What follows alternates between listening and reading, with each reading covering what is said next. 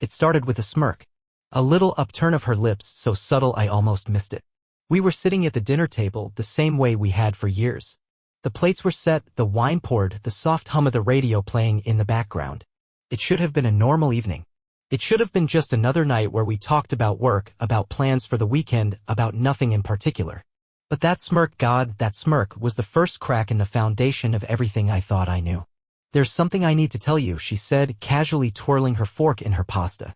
Her tone was too light, too rehearsed. My stomach twisted, my mind already racing through the worst possibilities. I put my fork down. "All right," I said, forcing my voice to stay steady. "What is it?" She met my eyes, and for a split second I saw something there, hesitation, maybe. Or amusement. "I've been seeing someone else," she said. Just like that. No build-up, no remorse, no tearful confession. Just 5 simple words tossed at me like a scrap of food to a starving dog. The air left my lungs. I sat there, frozen, feeling the room tilt slightly. I heard the words, but they didn't quite register. I blinked, my hands gripping the edge of the table, grounding myself. "You're joking," I finally managed to say. It was all I could think of because there was no way she was serious. She exhaled, shaking her head as if I were some clueless child who needed to be spoon-fed reality. "No, Orville. I'm not joking." Her voice was calm. Too calm. I felt my heart pounding in my ears, the pressure in my chest growing tighter by the second. "Why?" I asked. My own voice sounded distant, like it belonged to someone else. And then she said it. The words that would echo in my mind for the rest of my life. "I need a real man, not a doormat. That's why I cheated on you."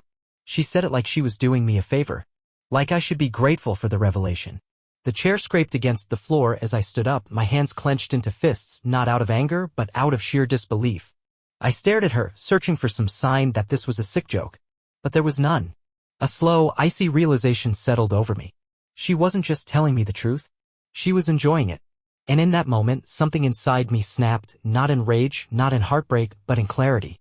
I took a deep breath, letting the weight of her words settle. Then, with a calmness that surprised even me, I met her gaze and gave her the only answer she truly deserved. "Divorce," I said. "That's what you really need." For the first time that evening, I saw something flicker in her eyes. Shock. Maybe even fear. She hadn't expected that. And neither had I. She blinked. Once. Twice. As if trying to process what I had just said. Divorce.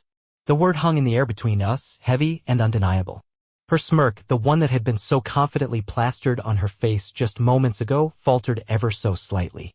I could see it happening, the slow realization that I wasn't going to grovel, that I wasn't going to beg for an explanation or demand to know who he was. I wasn't going to fall apart in front of her like she had probably imagined. She had wanted a reaction, a burst of anger, maybe even some desperate attempt to win her back.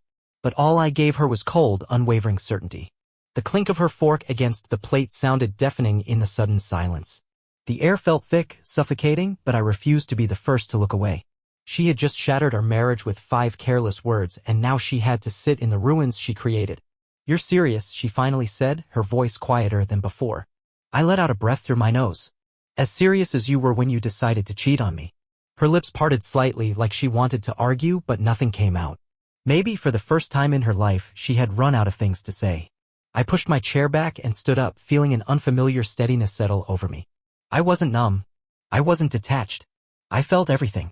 The sharp sting of betrayal, the overwhelming ache of wasted years, the sickening disbelief that the person I had trusted more than anyone had just looked me in the eye and reduced our marriage to some sort of self-improvement exercise for her. And yet, despite all of that, I had never seen things clearer. I turned away from the table and walked toward the bedroom. Behind me, I heard her get up, her chair scraping against the floor a little too forcefully. I could feel her hesitation, her unease. She had thought this was her moment of triumph, the climax of some twisted drama where she got to stand victorious while I crumbled under the weight of her truth. She had expected me to be devastated. But instead, I was simply done. I stepped into the bedroom and immediately went to the closet, pulling out the first suitcase I could get my hands on. I could hear her footsteps behind me, slow and hesitant. "What are you doing?" she asked. Her voice still held some of that arrogance, but there was something else now. Something new. Packing. That's what I was doing. I didn't even hesitate as I grabbed a handful of my shirts from the closet and tossed them into the suitcase. "You don't have to be so dramatic," she said, crossing her arms as she leaned against the doorframe. "I thought we could have an actual conversation about this like adults." I scoffed, shaking my head as I zipped up the suitcase and turned to face her. "An adult conversation?" You lost the right to that when you decided to throw away our marriage without even blinking. She let out a short laugh, but it was forced. Oh, come on, Nerville. You're acting like I murdered someone. It was just... Don't finish that sentence, I cut in, my voice sharper than I intended. Don't you dare say it was just a mistake. A mistake is forgetting to turn off the stove. A mistake is missing a bill payment. What you did was a choice. Repeatedly. And now you want to stand here and act like this is something we can discuss over coffee. Her jaw tightened and she straightened her posture. I was just being honest with you. I laughed. I actually laughed. A dry, humorless chuckle that filled the room. Honest? You were honest because you wanted to hurt me. You wanted to put me in my place. You thought you could say those words, break me down, and walk away feeling powerful. But guess what? You don't win here, Sheila. Her eyes darkened. So, that's it? You're just leaving. I zipped up my suitcase and grabbed my keys from the nightstand. No. You are. For the first time, real panic flashed in her expression. Excuse me. I met her gaze with a calmness that even I didn't know I had. This is my house. I bought it before we got married. Your name isn't on anything. And since you clearly don't respect me, my marriage, or the vows you took, you can go stay with whoever your real man is. She opened her mouth, then closed it again. She looked like she wanted to argue, to throw something back at me, but she had nothing. Because she knew I was right. I walked past her, out of the bedroom, down the hallway, and straight to the front door. I pulled it open and stood there, waiting. She stayed frozen in place for a moment, still standing in the bedroom doorway. Then, slowly, she stepped forward, stopping just a few feet away from me. You don't mean this, she said, her voice quieter now. I looked at her, really looked at her. And for the first time in years, I saw her for who she truly was.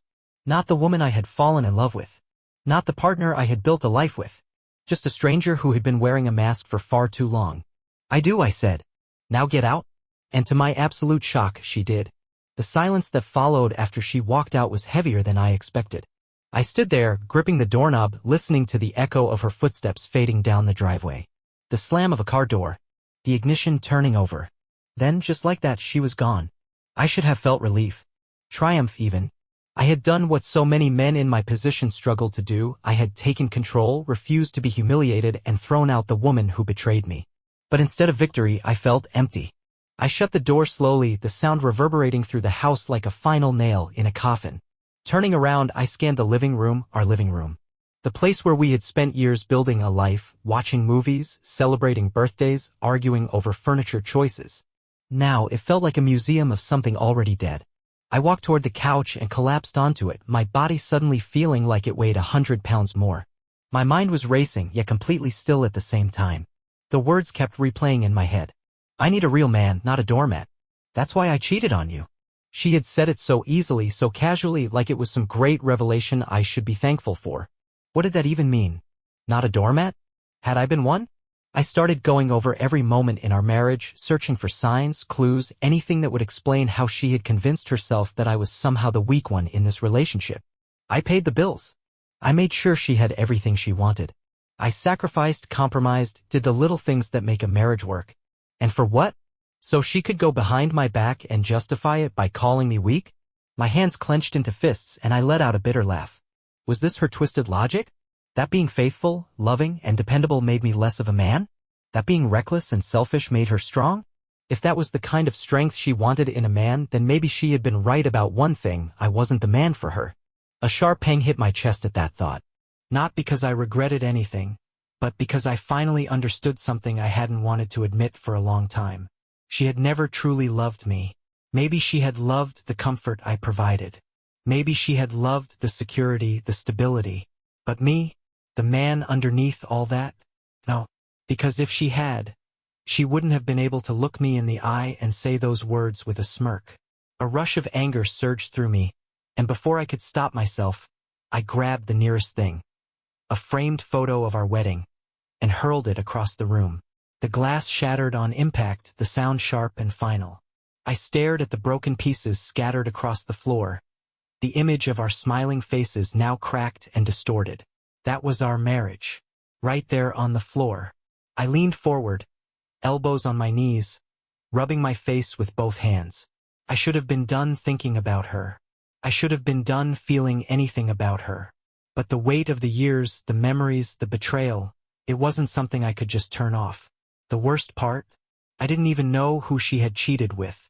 She hadn't bothered to tell me, and in the heat of the moment I hadn't asked. Maybe I didn't want to know. Maybe I was afraid that if I found out, I'd start comparing myself to him, trying to figure out what he had that I didn't. I stood up suddenly, needing to move, needing to do something. I walked into the bedroom, the bed still unmade from that morning, her perfume still lingering in the air. I went straight to the closet and yanked open her side. Clothes, shoes, bags, every material thing she had left behind, like she thought she'd be coming back. She wouldn't be. I grabbed a trash bag and started shoving her clothes into it. Dresses, jeans, expensive blouses that I had paid for. Each piece of fabric felt like another lie unraveling in my hands. I moved to the bathroom next, sweeping her makeup, her hair products, her stupid overpriced face creams into the bag without a second thought. Then I saw it. Her wedding ring. She had left it sitting on the bathroom counter, next to the sink. My throat tightened. I picked it up, rolling it between my fingers. It was small, delicate. A band of gold that once symbolized everything we had promised each other. Now it was just a meaningless circle of metal. Without thinking, I walked to the toilet, dropped it in, and flushed. Gone. Just like that. I exhaled, staring at the swirling water until it disappeared. Then, I turned back to the room, the trash bag in my hand feeling lighter than it should have. This was it. The start of my life without her. I just had to figure out who I was now. I woke up the next morning to an unfamiliar silence. No sound of the shower running. No scent of her perfume lingering in the hallway. No footsteps moving around the house. It was just empty. The realization hit me before I even opened my eyes. She was really gone. For the first time in years, there was no weight shifting beside me in bed. No groggy voice mumbling about coffee. I turned onto my side, my gaze settling on the empty space where she used to sleep. The indentation on the mattress was still there, like a ghost of her presence. I ran my hand over it absent-mindedly before clenching my fist and pulling it away. Last night, I had been fueled by adrenaline, by anger, by the sheer force of needing to reclaim control over my life. But now there was just the quiet. I threw the covers off and sat up, rubbing my hands over my face. My body felt heavier than usual, weighed down by the emotional wreckage of everything that had happened. My mind replayed the moment over and over again. Her smirk, her words, the way she had looked at me like I was nothing more than an obstacle in her way. I need a real man, not a doormat. That's why I cheated on you. Even now, the words sent a bitter chill down my spine. I stood up and walked toward the bathroom, but the moment I stepped inside, I regretted it. Her things were gone, but the space still smelled like her. Like the vanilla and jasmine scent she had always used, the one I used to love. Now it made my stomach twist. I gritted my teeth and reached for the nearest air freshener, spraying it until the room smelled more like artificial pine than her. I needed to get out of this house. Without thinking, I threw on some jeans and a t-shirt, grabbed my keys and walked out the door. The morning air was crisp, biting against my skin, but I welcomed the sting. It was better than feeling numb. I got into my car and just drove. No destination, no plan, just the road and the hum of the engine beneath me. My hands gripped the steering wheel tightly, my knuckles turning white. My mind was still stuck in the same loop, replaying memories, dissecting conversations, trying to pinpoint the exact moment everything had gone wrong. Had it been months ago? Years? Or had it always been there, lurking beneath the surface, waiting for the right moment to shatter everything? I pulled into the parking lot of a small diner I hadn't been to in years. It was the kind of place that smelled like burnt coffee and nostalgia, with cracked leather booths and waitresses who had probably been working there since the 80s. I slid into a booth by the window, staring out at the street as I tried to quiet my thoughts. A waitress walked up, an older woman with kind eyes and a notepad in her hand. "What can I get you, hon?" "Coffee," I said. "Black." She nodded and walked away, leaving me alone with my thoughts again.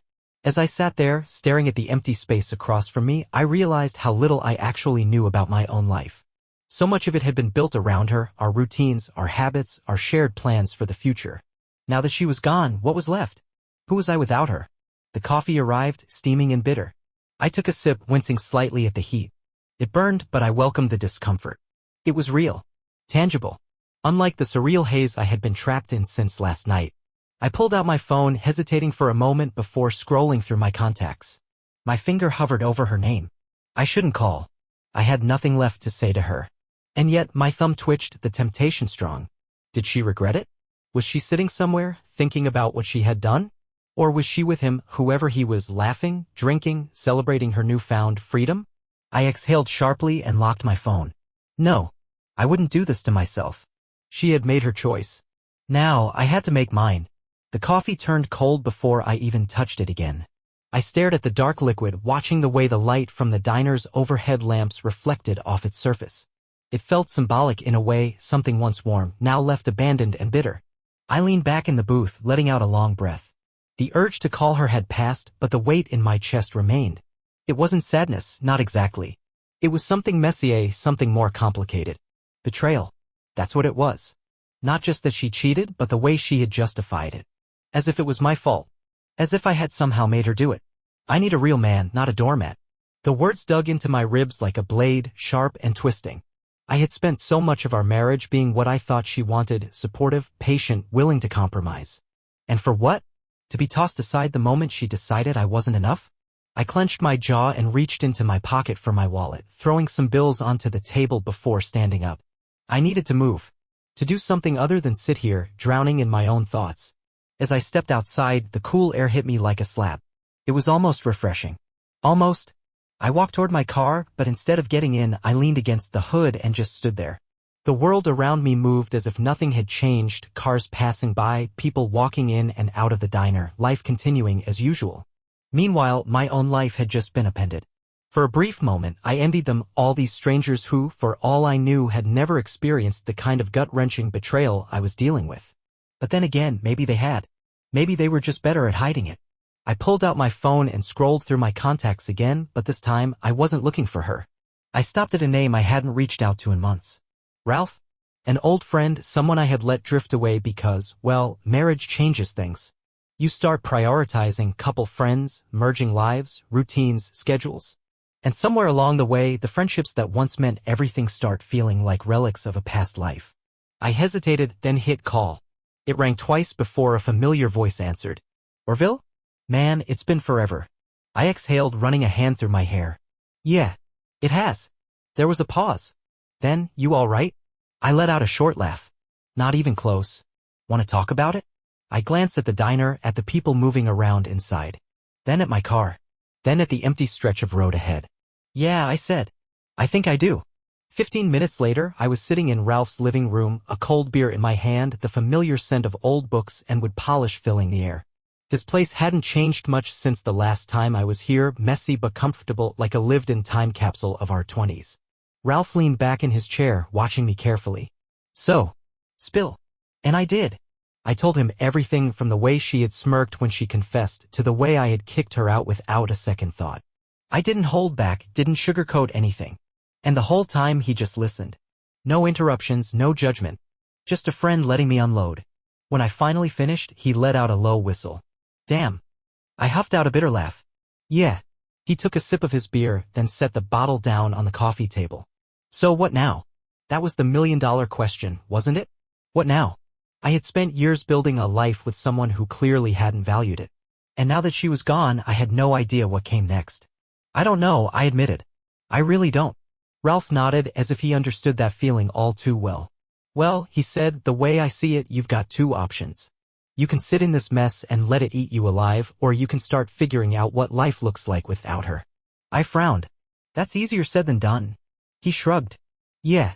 But so is wasting years being angry at someone who doesn't deserve another second of your time. I stared at him, letting his words sink in.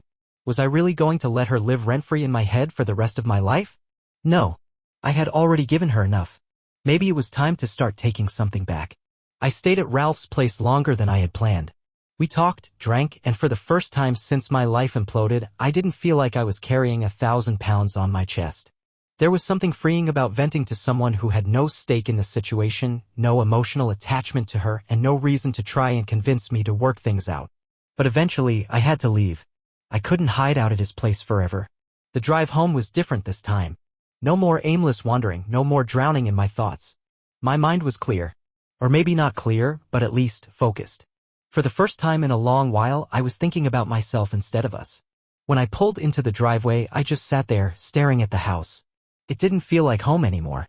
It felt like a crime scene, a place where something terrible had happened and I was the last person standing.